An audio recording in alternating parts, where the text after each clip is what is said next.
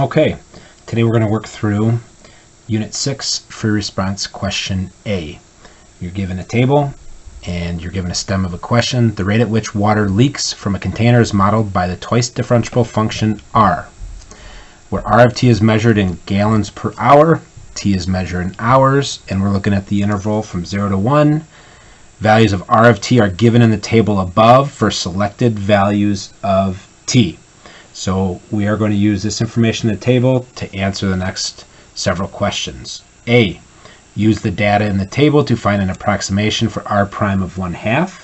Show the computations, indicate units. R prime of 1/2, we're going to find an approximation from it because we are not given a function for R of T, and therefore we cannot derive R of T and directly substitute and evaluate at 1/2. So 1/2 would fall between 1/3 and 2/3. In that area, so we're going to grab those points on each side of 1/2, and we're going to estimate the slope of the tangent line using the slope of the secant line. So F, or R I should say, R of 2/3 minus R of 1/3 over 2/3 minus 1/3. R of 2/3 is 5 minus 8. 2/3 minus 1/3 is 1/3. -3 divided by 1/3 is the same as -3 times 3, so that would be -9. The units on the numerator are in gallons per hour, as we can see, and the denominator is hours. So we're gallons per hour over hours would be gallons per hour squared, or gallons per hour. Use a left Riemann sum with 3 subintervals indicated by the data in the table: 0 to 1/3, 1/3 to 2/3, and 2/3 to 1, left, to approximate 0 to 1 R of T dt. So we're going to approximate the definite integral from 0 to 1 of R of T dt.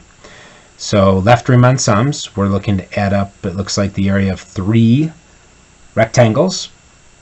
And the width of the first rectangle is 0 to 1/3, so that's 1/3, times the left, left Riemann sum, so the height at the left endpoint would be 11, plus 1/3, the next interval 1/3 to 2/3, the left is 8, plus 1/3, 5. Now something, because they're all the same uniform width here, could have done this: 1/3, 11 plus 8 plus 5, and without a calculator it makes it a little bit easier, equals 1/3 of 24, which is equal to 8. And now, since R of T is in gallons per hour and we're integrating, so we're integrating a rate, this is going to be in gallons, 8 gallons. And there are answers to part A and part B. Moving on to part C. Use the data in the table to evaluate the integral from 0 to 1/3 of R prime of T dt. So the integral from 0 to 1/3 R prime of T dt, this is a fundamental theorem of calculus question. So the antiderivative of R prime is R evaluated at the upper bound, 1/3, minus the antiderivative of R prime, which is R evaluated at the lower bound of 0. So R of 1/3, let's go back up to the table. R of 1/3 is 8, minus R of 0 is 11, for an answer of -3. Pull this up a little bit.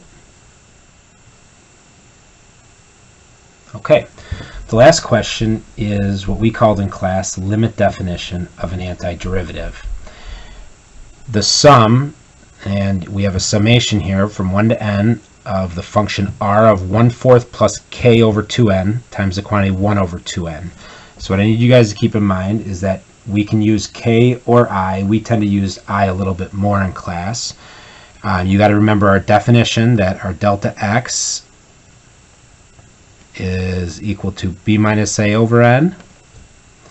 And we have c sub k instead of c sub I is going to be a plus delta x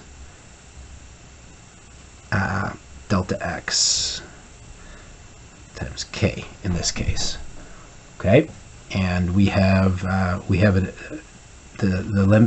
limit as n approaches infinity, and we can use k equals 1 to n, and the function at c sub k times delta x. So what I want you to do is you can take a look at this limit definition, and this is going to be the antiderivative from a to b of r